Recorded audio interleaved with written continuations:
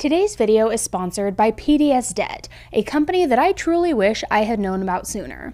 Now, let's all be honest, nobody likes thinking about debt, but the truth is many of us face it, especially around the holidays. In fact, did you know that last year, nearly half of American consumers took on debt just to pay for holiday expenses? It's something that we all hope to avoid, but it happens, and there is a solution, and that's where PDS Debt comes in. PDS Debt offers customized options for anybody struggling with credit cards, personal loans, collections, or even medical bills. So if you're making monthly payments but your balances just aren't going down, they can help. They create personalized solutions tailored to your situation, all to help you get out of debt faster and save more while doing it. And what's great is that everyone with $10,000 or more in eligible debt qualifies, and there's no minimum credit score required. Yes, bad and fair credit are accepted. So if you're feeling overwhelmed, this is a great first step. PDS Debt truly cares about helping you get out of debt, and they're offering a free debt analysis that only takes 30 seconds. I really believe in what they're doing because debt is tough to talk about, but taking control of it is empowering, and PDS Debt makes it so much easier. So start planning today. Visit pdsdebt.com/10tolife to get your free debt assessment right now. That's pdsdebt.com/10tolife, and it only takes 30 seconds to get started. Thank you again to PDS Debt for sponsoring today's video and for helping people take a first step towards a brighter financial future. Hey everybody, welcome back to an all-new episode of 10 to Life with me, Annie Elise. I am here breaking down another true crime case for you today where we are talking about something truly wild. Now I want you to imagine for a moment that you are at a bar or at a club with one of your best friends. Your friend tells you they're gonna go get another drink, they're gonna go back to the bar, get another round, or they're gonna go use the bathroom. I mean, something that we all have probably done a million times or witnessed a million times. But then the best friend never comes back. That's what we're talking about in today's case. So guys, let's jump right into it.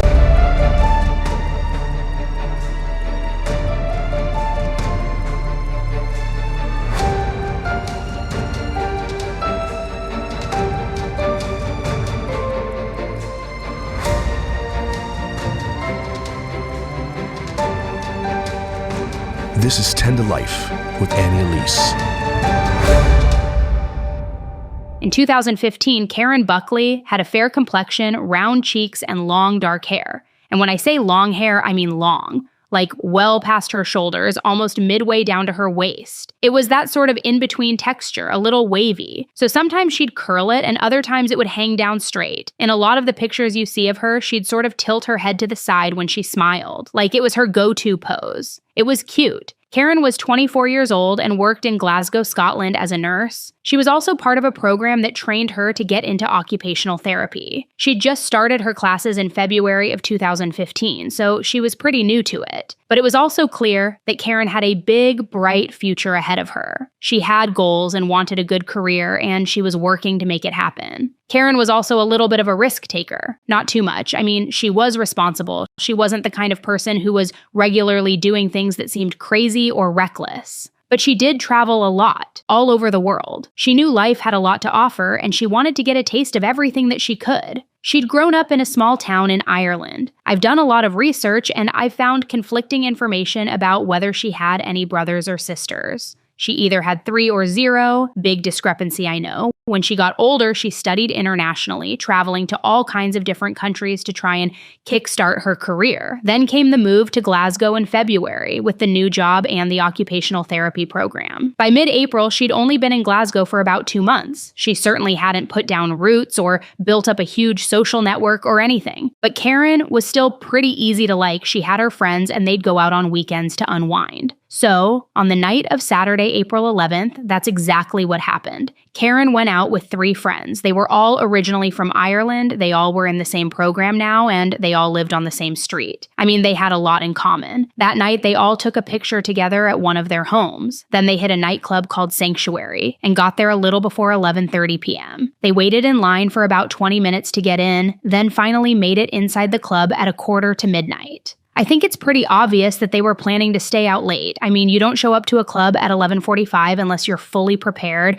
and planning to dance the night away. And Karen and her friends didn't have any other plans that night. They weren't bar hopping. The idea was that they'd go to Sanctuary, and when they were done there, they'd head back home. At around 1 a.m. or so, Karen said she had to use the bathroom. So she got up and left her jacket on her chair, right by where her friends were sitting. I mean, she obviously planned to come right back. Except Karen never did come back. It was like she'd just disappeared. Of course, as the night went on, Karen's friends were pretty freaked out. I've got to imagine they might have sent someone into the bathroom to see if she was still in there, if she felt sick, if she'd met someone, or something else had happened. But she wasn't there. She wasn't at another booth, flirting with a guy or anything. Nobody knew where she'd gone. And by the next morning, her friends knew for a fact that Karen never came home.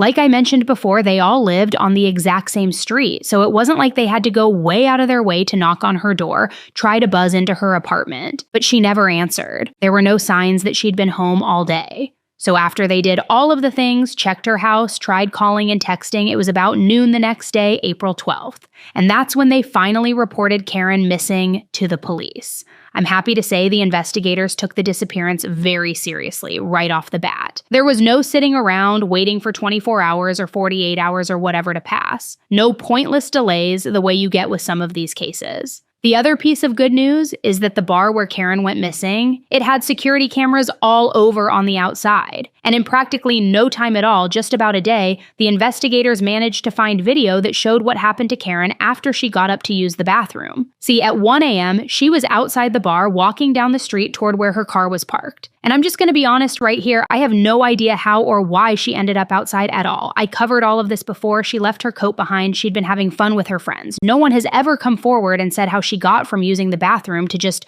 leaving without saying goodbye or explaining what was going on. The point is, however she ended up out there, she was walking away from the club. She literally crossed the street. I mean, she wasn't just getting some fresh air, she wasn't outside for a cigarette or trying to get cell phone service if it was hard to get a signal inside or too loud to talk to someone. She was leaving. So Karen walked across the street, and there she sort of bumped into this guy. He was wearing all black. He had dark hair. He was white. The cameras got a pretty good look at him, especially because it's not like he just popped up in a few frames and then left. He actually stood around and talked to Karen for a while. I wish we actually knew what they were saying. But after they spoke for a while, the two of them presumably got into a car together. Not Karen's car. It seemed like it probably belonged to the man. Now, the police didn't physically see him and Karen get into a car, but they still managed to figure out which one was his based on other footage of a car driving away from Sanctuary right afterward. Basically, there hadn't been any other cars matching its description coming that way before. No one else had left in the right time frame. So just by process of elimination, they knew Karen and the man had to be in that specific car. They headed off down the road in the direction toward Karen's home. So maybe the guy was giving her a ride back from the club, not wanting her to have to walk the whole way alone in the dark late at night. Except then, the car drove for about 5 minutes. Not very long at all. It went by another security camera on a street called Kelvin Way, and it left the frame for 12 minutes and 46 seconds. When it drove back out, it popped up on camera again. At first, I found this next part kind of confusing when I was doing my research. I don't exactly know my way around Glasgow, Scotland, so I'm going to put a map up on screen because I think it's helpful to see where all of these places are. Once I saw everything all together on the map, it all made more sense. So okay, Karen was in the car with the guy she met at the Sanctuary nightclub. They drove to Kelvin Way, which is right by a big park. It was just a few minutes away from the club. Then, after that 12-minute gap where you couldn't see the car on a security camera, the car headed toward a place called Doss Holm Park, which is about a 15-minute drive away from the club and Kelvin Way. This was important because the next morning, early, before Karen's friends had even declared her missing, a woman found Karen's purse in a garbage can by the park's entrance. She eventually turned it over to the police, so they had one more piece of evidence connecting Karen to that car. It's not like Doss Holm Park was so incredibly far away. 15 minutes in the car is no time at all. But I do find it interesting that Doss Holm Park is kind of the opposite direction from Kelvin Way. In other words, the guy who gave Karen a ride was heading toward her house for the first 5 or 6 minutes of the drive. Then he went out of view of those security cameras, and after that he turned around and headed away from Karen's place. And then, at 7 a.m. the next morning, her purse was on the other side of the city. I mean, this was all suspicious as hell. After the car was driven away from the park, it went to a residential neighborhood in Glasgow where it was parked. This was right around 2 in the morning, which meant everything else, the trip to Kelvin Way, the trip to the park, everything only took about an hour. So, of course, the next step was to figure out who that car belonged to. Since the police know the person driving this car was one of the last, if not the last people to see Karen before she went missing, he was worth talking to. The good news is, like I said, he was on camera for a while. The detectives had a very good picture of his face from a bunch of different angles. And they also knew about his car, its make, model, license plate number, all of the things. It took no time at all for the cops to identify this guy. By Monday, April 13th, just one day after Karen was reported missing, they knew his name was Alexander Pacteau. He was 21 years old and had lived in Glasgow his whole life. And guys, let me just say, Alexander was not a good guy. He was basically the last person you'd want to get into a car with alone after dark. He'd had it good when he was growing up. Think of living in a fancy house in a nice neighborhood and going to a fancy private school. Eventually, his parents got a divorce, and that was the end of his time in the private school. But other than that, there was nothing traumatic about his background. Nothing that you'd expect to put him on a road to becoming a violent creep. He was socially awkward and didn't have very many friends, but he did have some friends. He wasn't a total loner. Except, not long before the night Karen got into his car and then went missing, Alexander served time in prison for counterfeiting money, and this wasn't some brilliant criminal scheme or anything. Alexander literally just scanned some paper bills and then printed out that picture. He actually thought that would work. Instead, he got caught pretty much immediately and was sentenced to 225 hours of community service. And that wasn't even the most serious charge that was brought against him. He was also accused of sexual assault in 2011. The victim was a 24-year-old woman whose name hasn't been made public, but allegedly she was leaving a club one night and waiting for a cab to come pick her up. The police believe that Alexander was also leaving the club at about the same time, and he told her, "How about we split the next cab, rather than both of us having to wait for separate ones?" Now, it isn't entirely clear what happened next, whether they actually got into a cab together, or whether what happened next was before the cab got there. But somehow, Alexander and the woman found themselves in an alley together. And the allegations are that Alexander attacked her and tried to sexually assault her. He didn't actually succeed because the reports say that some people passing by saw what was going on and intervened to stop the attack. Alexander actually went to trial on those charges in 2013, but he beat the rap. He was found not guilty. After that, he bounced around from house to house for a while. He lived with his mom for a bit, but it didn't work out. Then he was staying with his dad until his dad kicked him out because, according to a rumor, Alexander couldn't get along with his dad's girlfriend. Since it wasn't an option to live with either of his parents, Alexander ended up moving into an apartment with some randos. These people weren't friends, they were just people who needed a new roommate, a guy and a girl. And it sounds like around this time, if not earlier, Alexander went full-on incel. I mean, think about every stereotype you've heard about incel weirdo losers. That's who Alexander was. He gorged himself on fast food. He bounced around from odd job to odd job, but couldn't hold anything down long term. He hired sex workers because that was the only way he could get someone to sleep with him. He whined constantly about how unfair it was that nobody would date him. I wonder why women weren't flocking to this unemployed man-child alleged rapist. Remember how one of Alexander's roommates was a woman? He made creepy comments to her all the time. Whenever she'd have guests over who were men, he'd talk about how he was listening in case he could hear sex sounds coming from her bedroom. Yes, really. At one point, he even lied and told someone that she was his girlfriend, and she was like, "That's enough red flags. I can't be alone with this guy, ever." So if the other roommate was out of the apartment, she'd find an excuse to be gone too, because she did not feel safe being around Alexander, which was fair because apparently he was also telling his friends these weird, braggy stories about how he'd figured out how to commit the perfect murder. He said he'd kill someone, then dissolve their body in a barrel of acid. As near as I can tell, that was his whole plan. Body, acid, quote, perfect murder, which, on top of being a creepy thing to say, was also just so stupid. I mean, if you've been watching my channel for any amount of time, you know how many different ways the police have caught killers. It's not as easy as saying killed someone, destroyed the body, I'm good. It's almost funny that his plan went exactly that far and then stopped because he thought it was already perfect. But anyway, now on the night that Karen went missing, Alexander was out at the same place as her, the Sanctuary Nightclub. He was there with 7 friends who all met up beforehand so they could go out together. There were too many people to fit in one car, so they called 2 taxis. Except only one cab actually showed up. So 5 guys piled into that one, and then Alexander drove himself and the last 2 friends in his own car. Then, the rest of the night, he was in and out of the club a couple times. He'd be at the booth with his friends, drinking and having a good time. Then he'd get up and go outside without telling anyone what he was up to. Then back inside, back to the good time, then back outside again. The second time he got up and left, it was around 1 a.m., and we know, thanks to the CCTV footage, that was also when he met Karen on the street and gave her a ride, which you have to notice the similarity between that and his earlier alleged rape, right?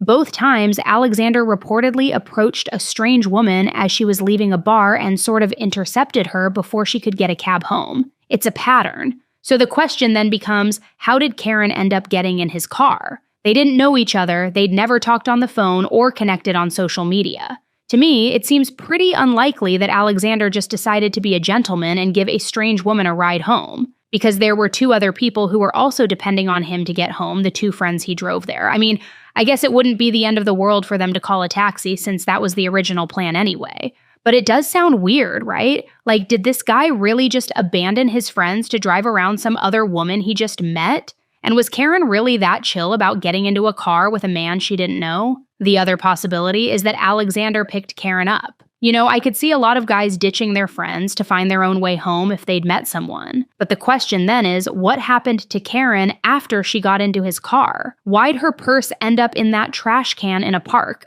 that, for the record, was only 1 mile away from Alexander's apartment? The police wanted to give Alexander a chance to tell his story, so they called him at home sometime on Monday. This was the day after Karen was reported missing, and the same day Alexander was identified as the guy from the CCTV footage. He didn't pick up, no big deal, he could have been at work or out running errands or something. So the detectives figured they'd try again later. Well, at 6 p.m. that evening, the police finally got a hold of Alexander. This time, they didn't just call him, they physically went to his apartment and knocked on the door. When he opened it, it was like, bam! This strong smell of bleach just hit the officers in the face. When the investigators went inside, they got a peek into Alexander's bedroom. They saw that he had a brand new mattress, and it was clearly the wrong size for his bed frame, almost like he'd gone out and bought it in a hurry and he didn't even have the time to double check that it would fit. They could also see that Alexander had scratches and cuts all over his arms. And when they searched his pockets, which I guess is standard before an interrogation in Glasgow, they found his phone and a ton of receipts. Alexander had been shopping and Googling and texting, and it all looked bad. So Karen got into Alexander's car a little after 1 a.m. on Sunday, April 12th. 7 hours later, at 8 a.m. the same day, he hopped on his phone and Googled sodium hydroxide. Here in America, we call it lye. It can burn your skin if you touch it, but it's also a really powerful cleaner. They use it in a lot of soaps and things. And Alexander wasn't just looking it up because he was curious, having one of those nights where he was looking up random stuff while he couldn't sleep. No, he was specifically looking up sodium hydroxide and clicking links that answered questions like, how bad would it burn you if it touched it? What kinds of things can it break down or not break down? Those sorts of questions. Then, an hour and a half later at 9:42, he went out and bought a whole bunch of lye, specifically 6 whole liters of it. His shopping trip was caught on a CCTV security camera, so it was obviously him doing it. And in addition to the lye, he also got some gloves and a mask, which makes sense because it can be dangerous to even breathe this stuff. It's serious. Jump forward roughly another hour and a half, so to 11 a.m. now. He went to a different store and bought even more lye. And I'm not sure why he went to a whole different store. Maybe he bought everything they had in stock at the first place. Maybe he thought it would look less suspicious to go to a bunch of different places. So there wouldn't be one salesperson asking, "What do you need all this lye for, dude?" But if that was the goal, it didn't work for him. He was on the security cameras. The cops knew what he was doing. He looked so suspicious. This whole time, Alexander also was texting his male roommate. I guess the guy Alexander lived with wasn't home that day. He was hiking with some family members, and Alexander wanted to know when he was going to get back. He said he was asking because he'd locked himself out and needed help getting back inside. But it's safe to say that was a lie, because when Alexander's roommate said he wouldn't be back until later that evening, around 8, Alexander didn't beg him to rush back or call a landlord to ask for a spare key or anything. He was like, "Oh, really? You're gone all day? Huh, great, thanks for letting me know, bye." And I mean, when the roommate did get back at 8:15, not too long after he'd predicted, Alexander was inside. He wasn't locked out, and the roommate caught him cleaning like crazy, just scrubbing the whole place down in a frenzy. I don't know where the female roommate was during all this, but knowing what I do about how she didn't like being home alone with Alexander, I'm guessing she heard the male roommate was going to be gone all day, and she got the hell out of there. Just my guess, but it makes sense. The next day, Monday, Alexander bought even more cleaning supplies, including even more lye. I mean, the amount of lye this guy was running through, it was insane. And he wasn't just cleaning the apartment, he also went to a car wash. All to say, Alexander was looking pretty darn suspicious, obviously. You don't take a woman home and then buy those kinds of heavy-duty cleaning supplies right after she goes missing unless you've got something to hide, right? Well, he told the police that yes, he did pick Karen up outside of the club on Saturday night, or to be technical, Sunday morning. Okay, so at what point did you first see Karen? Outside the club one. I met her outside the sanctuary on Saturday night, Sunday morning at about, it was around 1 o'clock. You say you were in the Sanctuary nightclub on the Saturday night into the Sunday morning. When did you arrive there at the Sanctuary nightclub? About 20 past 11. Okay, and who were you with? I was with 7 friends of mine. They'd all been up to my house before we went to the Sanctuary. Okay, good for him. At least he wasn't lying and pretending he'd never met Karen. But to my mind, that was the only thing he was honest about. So according to Alexander, Karen got in the car with him for a random hookup. He drove her to his apartment where they had sex. No drama, nothing weird, at least not at first. Alexander said that Karen stayed at his place for a few hours until 4 in the morning. Around then, while they were in bed, having a good time if you're picking up what I'm putting down, she ended up hitting her head on the headboard. It didn't seem serious, but Alexander also didn't get a good look at the injury either. From the sound of it, Karen decided to head home after that, so Alexander told her bye and then went to sleep. He didn't offer her a ride to her place, which does sound like a pretty massive dick move to me, but Karen lived close by, and apparently, according to Alexander, she was fine just walking back on her own. The next morning, he woke up, and when he looked around his apartment with the sun up and the light coming in, he saw blood all over his mattress. Alexander told the cops that he realized Karen had hit her head way worse than he'd realized. She must have been bleeding all over everything without him even noticing before she went home. Alexander said that was why he was Googling lye, and then going out and buying so many cleaning products all morning long. He was just trying to get rid of the blood,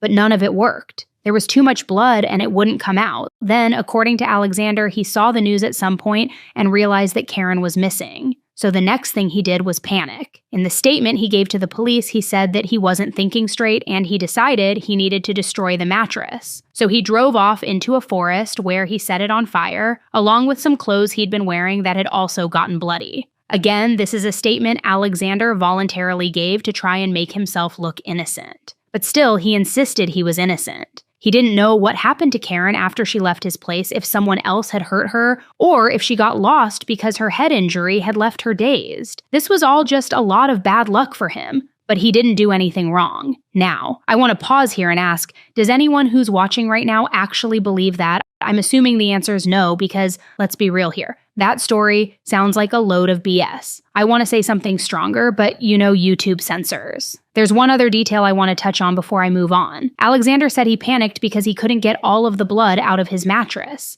But if that was true, why did he get the car washed? Was he trying to argue that there was just so much blood on the mattress that he got it on his car when he drove it off to the woods to burn it? I mean, Alexander said that when Karen hit her head, he didn't see any obvious injuries. Sure, he wasn't exactly checking her over and giving her a really thorough exam, but even if you're not really looking for it, I don't see how you miss a massive head wound where someone bleeds so much that their blood soaks through the mattress, and then the mattress is dripping and oozing blood the next day. It was just too ridiculous. Except if you were to ask the police who were investigating Karen's case, apparently they bought it because they had a press conference along with Karen's parents the very next day.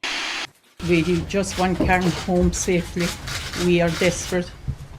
At that same conference, a spokesperson for the police said that Alexander wasn't a suspect. To be clear, they didn't say anything about Alexander by name. They just described him as the man who Karen went home with. They also said that they were looking at other avenues of investigation. They didn't think Karen had disappeared willingly. They were worried about her safety. They also asked for tips about another car they'd identified as being relevant to the case, a gray Ford Focus. And that was that. Now, I would love to be able to see the comments while I'm recording this video. I'm sure there are a lot of people out there with strong opinions who think it's pretty ridiculous for the police to basically rule out Alexander when his alibi was so shitty. For those people, I have good news. You know how sometimes the police will purposefully say something that's not true in those kinds of conferences? They don't want the real killer to know how much they know? Well, that was absolutely the case here. Even while the police were saying things like how they didn't just see Alexander as a suspect, he was actually the main suspect. The person they really, truly believed did it. The only issue was getting enough evidence to justify an arrest, and the way the police did it, guys, it is amazing to me what we can tell with technology these days. So let's talk some more about that car wash Alexander got. He took his car to a professional detailer. I mean, it's not like he was hosing it down himself in his driveway. He didn't go to one of those automatic places with the big rollers of soap that come down and spray water and soap on your car. This was a professional, someone who really knew what they were doing. So this detailer scrubbed every single inch of the car. They made the paint shine. They vacuumed the inside. It looked almost new when they were done with it. But even with this pro being very thorough, there was one part of the car that they didn't clean, the tires. I mean, it sort of makes sense. The second the car was done and Alexander drove away, those tires were going to be rolling over roads again and getting dirty almost instantly. Why would a professional car washer waste a ton of time and energy and soap taking care of tires that wouldn't stay clean anyway? Well, it's a good thing they didn't. Because after Alexander gave that truly bizarre story about Karen hitting her head and bleeding on the mattress, some detectives decided to check Alexander's car out. They collected soil samples from the treads to see if they could tell exactly where Alexander had been driving recently. Because you see, dirt isn't just dirt. I mean, you could go outside in your yard and grab a handful of it, and then get some dirt from somewhere else, a park, a playground, your neighbor's garden. They're going to be different. Some areas have more sand, some have more clay, different kinds of soil and things. There's just a lot of variation. There are actually experts who can look at dirt and tell you exactly where it came from. Not just generally like this is from Scotland or this is Glasgow. In some cases, they can pinpoint an actual address, and the dirt on Alexander's car, it came from Dosholm Park where Karen's purse had been found in that dumpster. Now, all that really meant was that Alexander had driven to a park that was close to his house, not very damning on its own, even with Karen's disappearance. But while teams were going through the park with a fine-toothed comb looking for new clues, some other detectives also tested Alexander's shoes to see if they could get any soil off of them too. And there was dirt on his shoes. But it wasn't from Dosholm Park. It was from a place outside of Glasgow called High Craigton Farm. So let me lay out the timeline here. The police questioned Alex on Monday evening. He told that weird story about Karen hitting her head. They didn't believe it, so they searched his apartment and got the soil samples Monday night, well, technically Tuesday morning, because the search started a couple of minutes before midnight. Tuesday was also the day when they gave the press conference saying Alexander wasn't a suspect, which we now know was a lie. And on Wednesday, the day after the press conference, a tipster called the police. This man, whose name hasn't been released to the public, reached out at about 3 in the afternoon. He said first he recognized the silver car that the police described in their press conference when they were asking for tips. It belonged to Alexander, which the police knew already. They knew which car was Alexander's, and they'd known that since day one. Like I said, that whole press conference had been a misdirect, with the cops pretending they didn't know as much as they did. They'd been trying to get tipsters to feel comfortable coming forward, and it worked, because this caller also said that Alexander used to rent a storage unit on High Craigton Farm. Apparently, back in the day, Alexander and this guy needed to buy fireworks for their job. Don't ask me what that job was, if they were selling them, or making them, or running fireworks shows, or what, because I couldn't even begin to guess. But Alexander liked to store the fireworks on this farm. And I want to be clear what I mean by storage unit. It was basically a shed with a door that locked. Nothing formal, nothing like what you'd see in a city. It was a little room that you could rent by the week or the month, and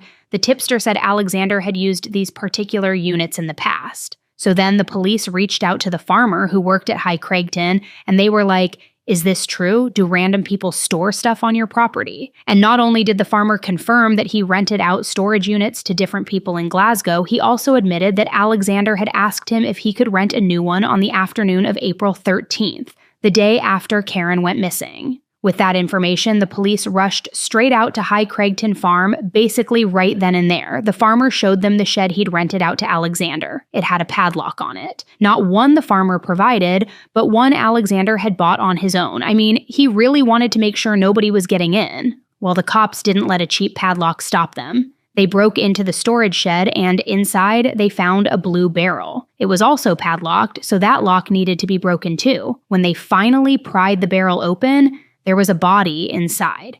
Karen's dead body.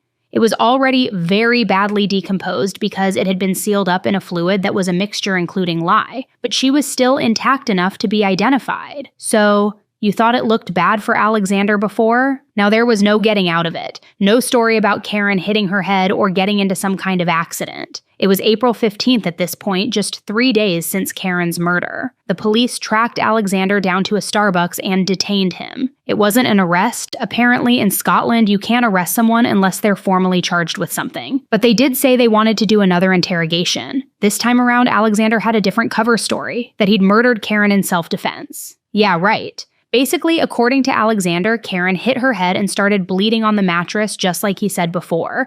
But apparently, after she got the head injury, she flipped out. She started attacking Alexander in an unprovoked rage. He didn't know what else to do, so he grabbed the nearest weapon he could find, a wrench, and beat her to death. Well, the police were done playing games. They were sick of the lies. They reminded Alexander that they had a ton of evidence against him, and they'd know if he was telling the truth or not. So, with that little bit of pressure, he gave a full confession. I mean, what else could he do? The evidence doesn't lie. So, needless to say, Karen didn't bump her head on his headboard. She didn't have consensual sex with him in his apartment. She never even made it out of his car alive at all. When Alexander spent those 12 minutes and 46 seconds out of sight of the security cameras, that's when he murdered her. He pulled over at the side of the road and he grabbed her neck like he was going to choke her. But he didn't actually strangle her, he just held her down by the throat while he beat her to death with a wrench. He literally broke her skull open, and she technically died of bleeding in the brain. It was absolutely brutal. At least it was all over within 13 minutes or less. But it was still brutal. Once Karen was dead, Alexander drove down to the park, which is where he dumped her purse. Maybe he really, truly thought the police wouldn't be able to trace it back to him, even though he only lived about a mile away. Next, he took Karen back home and carried her body into his bedroom. He wrapped it up in a sheet and then went to sleep. Seriously. I wish I was joking. Alexander actually slept through the night with the body of the woman he'd murdered in his room with him on his mattress. I guess the only part of this that makes it a little less creepy, and to be clear, it's still really creepy, is that she was wrapped up, but still. The next morning he woke up, and that's when he started Googling all of the things about cleaning supplies and lye. He ran all over town to buy stuff, including as much lye as he could get his hands on. If you haven't guessed by now, he thought he could dissolve Karen's body in acid, like on Breaking Bad. And that was his entire perfect murder plan, that he'd get away with it by soaking the body in lye. Except, if you've ever actually seen Breaking Bad, you'll know it's not that easy to actually dissolve a whole adult human corpse. That's what Alexander figured out too, the hard way. After he texted his roommate and learned he had the whole place to himself until 8 p.m., he filled the bathtub up with lye. He stripped off all of Karen's clothes so there would be less for the acid to eat through and dropped her nude remains into the tub. Then it was a waiting game. The acid did its thing, eating away at Karen's body. But it didn't dissolve her quickly or completely. It doesn't work that way. If it was that easy, every murderer would be doing this. So while he was waiting, Alexander was running around. He'd scrubbed the bedroom floor for a while to try to get rid of her blood that had leaked onto it during the night. Then he'd run back into the bathroom to check on Karen, and she was still there, still intact. Still not dissolved. Then he'd run out into the living room and clean up any bodily fluids that might have dribbled through there. Back to the bathroom. Karen was still there. Scrub the bedroom walls. Back to the bathroom. And back and forth like that all day. A couple hours went by and Alexander was slowly starting to realize that he had to come up with another plan for how to get rid of the body. The acid just wasn't working the way he wanted it to. And he had another problem in terms of his mattress. It was completely soaked through with Karen's blood. And there was no way in hell he was getting those stains out. So Alexander took a knife. He cut Karen's body open, literally, slit her all the way from right under the neck between her breasts down to the area around her belly button, and then he dropped her back into the tub. Alexander told the police he did this because he thought it would speed up the dissolving process. Like, maybe it would break her down from the inside out rather than having to go through her skin. Truly, this was just so dehumanizing and so disrespectful to Karen. By 5 p.m., Alexander had scrubbed the apartment top to bottom, and he still hadn't even begun to get rid of the evidence. The worst of it was in his bedroom, and he was still dealing with the fact that Karen's body was still very much intact in the bathtub. While he'd been out buying all of those cleaning supplies, Alexander had also bought a bunch of padlocks. With the clock ticking and only a few hours to go until his roommate got home, Alexander used one of them to keep his bedroom door shut so no one could get in or out. Then he pulled Karen's body out of the tub. He let all the lye run down the drain. Then he wrapped Karen up in his bedspread and carried her back into his room. And then he spent another night, a second night, sleeping with her wrapped up and dead in his room with him. On Monday, he woke up super early, before 5 a.m. Before dawn, he threw the murder weapon, the wrench, into a canal. Then he drove out to High Craigton Farm, found a remote corner of land, and made a big pile. All of Karen's clothes, the bloody blankets, and all the rags and sponges and things he'd used to try and clean up. Then he dumped hard liquor on top of it all and set the whole pile on fire. On his way back home, he bought even more lye, a big blue barrel, and a drain declogger. I can only assume, based on that last item, that some of Karen's body had dissolved and gone down and jammed the bathtub drain. It's truly so hard to put into words how upsetting that is, how he completely dehumanized her and mistreated her after taking her life. Then he went back to his apartment. This was still in the morning, but not super early. It was around 10 a.m. So maybe his roommates were still asleep, or maybe they'd left for work already. I'm not sure. But whatever the situation, Alexander managed to cram Karen and a bunch of lye into the blue barrel, which he sealed closed. Then he loaded his mattress and some other stuff into the trunk of his car. At one point along the way, before he had the barrel sorted out, he'd laid Karen down on top of a suitcase for a little bit. And now the suitcase was stained with blood and other fluids. So he put the suitcase in the car too. And a neighbor actually saw him doing all this. At the time, they had no idea that Alexander was trying to cover up a murder or that there was anything worth reporting to the police. But later they did come forward and verify that Alexander had been up to no good that morning. Once he had everything loaded up in the car, Alexander drove back to High Craigton Farm again. I've lost track of how many times he'd been there by this point, but he did the same thing he'd done the last time. He made a big pile out of the mattress and even more clothes that had gotten stained, and he burned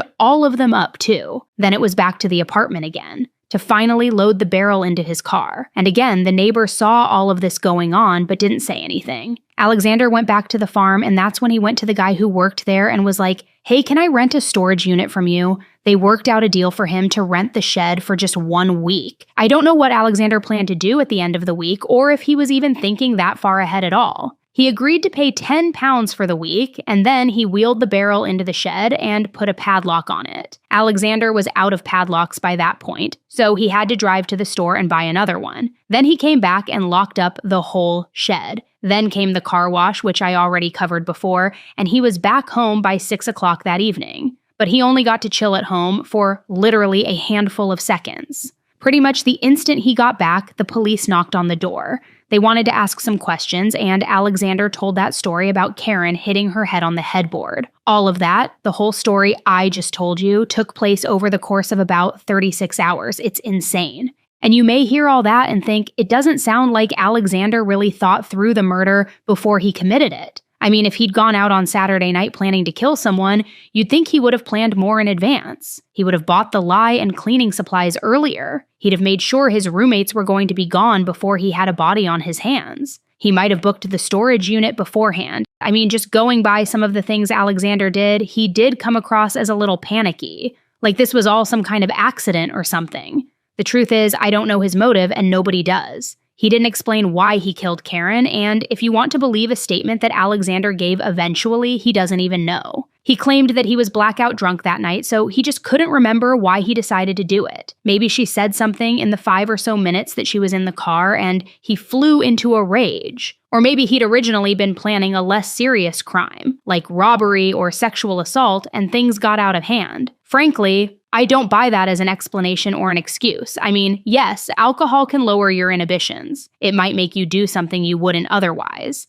But most people don't get drunk and then commit murder. There is an entire world of difference between getting tipsy and then having a stupid hookup or getting into a screaming match with a friend versus spending 12 or so minutes beating someone to death with a wrench. That was all Alexander, all because he wanted to murder Karen. Maybe the alcohol made him feel bold enough to actually go through with it, but he had his reasons, even if he didn't want to share them. And there's another piece to all of this too. This is just my opinion, but it's very obvious to me that Alexander was always planning on killing someone that night. If it hadn't been Karen, it would have been someone else. And I'm basing this off of the CCTV footage from outside the Sanctuary nightclub. You'll remember this footage was what initially put the police on Alexander's trail in the first place. You'll also remember how earlier I said that Alexander was at the club with a big group of friends. They were all sitting together in a big booth, and at one point in the night, Alexander got up and went outside. He came back in, spent a little more time with the guys, and then went out again.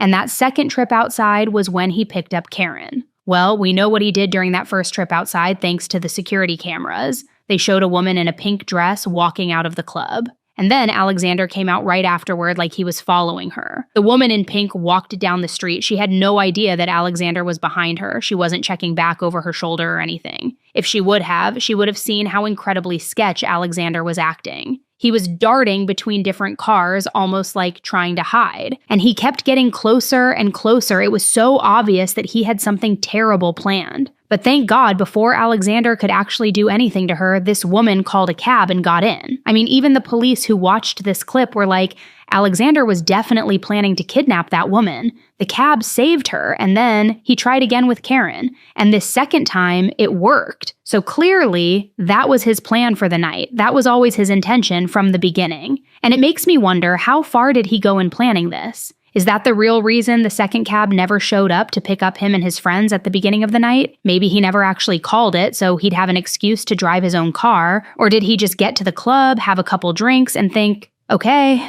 tonight's the night. Time to go murder someone? Between the confession, all of the evidence, and all of the things, there was no point in Alexander playing innocent anymore. When his trial was supposed to begin in September of 2015, he pleaded guilty to Karen's murder. His sentence was 23 years to life, which was the strictest sentence that you can get for murder in the UK. At one point, Alexander had also been charged with attempting to defeat the ends of justice, which is basically their equivalent of what we'd call obstruction of justice. But they withdrew the second charge when he agreed to plead guilty, and you can tell Alexander's judge was pissed about that. She really wanted to give him a harsher sentence, but she couldn't without the additional charges. So instead, she made this speech in the courtroom where she said, "I regret that the Crown, in withdrawing charge 2, has to some extent tied my hands in regards to this sentence." I find it extremely difficult to find words appropriate to describe the dreadful crime to which you pleaded guilty. Karen Buckley was a young woman in the prime of life. She was a visitor to Glasgow, studying to expand her knowledge in furtherance of her career in nursing. She was a much-loved member of a close and united family. To you, she was a stranger who appears tragically to have accepted a lift in your car. In a matter of minutes, for some unknown and inexplicable reason, you destroyed her young life and devastated a family. Not satisfied with killing her so brutally, you went to extraordinary lengths over several days to cover up your actions by attempting to destroy her body. You also concocted a story to tell the police, and to ensure that you remembered the lies which you had told, you even wrote the story down. Your killing of this young woman, combined with the extraordinary lengths to which you went to cover it up, display the actions of a callous and calculating man. You now, through your counsel, claim to be remorseful. Remorse was, however, only expressed for the first time when you pleaded guilty. From a perusal of the Criminal Justice Social Work report, it is apparent that in the course of your lengthy interviews with the social worker, at no time did you ever demonstrate or express any regret for what you'd done. That expression of remorse on the 11th of August might have carried more weight if communicated earlier, and it is difficult, in my view, to envisage someone who's truly sorry for killing another human being going to the lengths to which you went to cover up your appalling crime whilst making up false stories about the deceased. So that's where things stand. Today, Alexander is about halfway through that sentence. He served 9 of those 23 years, but I want to be clear, 23 years is just when he's up for parole. There's no guarantee that he's going to go free when 2038 rolls around. So I think it's a little too early to jump to the conclusion that he got off super easy. You know who didn't have it easy? Karen's family. At Alexander's sentencing hearing, Karen's father talked about how he was still grieving so hard and he didn't know if he'd ever stop grieving. Karen is our little angel. She's not suffering now. She's in her new home in heaven. The father of Karen Buckley struggling to explain the loss his family have suffered. On the steps of the court, they gave their reaction. What a waste of a young life. It all seemed unreal. We were devastated. And all Karen was doing that night was making her way home when she was randomly targeted and murdered by a cowardly, vicious criminal. He's truly evil, and we hope he'll spend the rest of his life behind bars. Not only did he rob Karen of her precious life and future, he robbed us of our beautiful daughter and sister to the boys. He also robbed us of Karen in debt, as we never got to see her, or hold her, or even kiss her goodbye. Karen touched so many lives. I think that it was pretty clear. Literally hundreds of people came to her funeral and were lined up around the block. And if she had lived, she would have continued working in occupational therapy and just helping so many people throughout her life. But we know that it didn't work out that way. Instead, she was murdered. Her body was soaked in acid, and she was disrespected in so many intense ways. And nothing will ever make that okay. Thank you guys so much for tuning in to another episode of 10 to Life and hearing Karen's story. Until the next one, stay safe. Bye.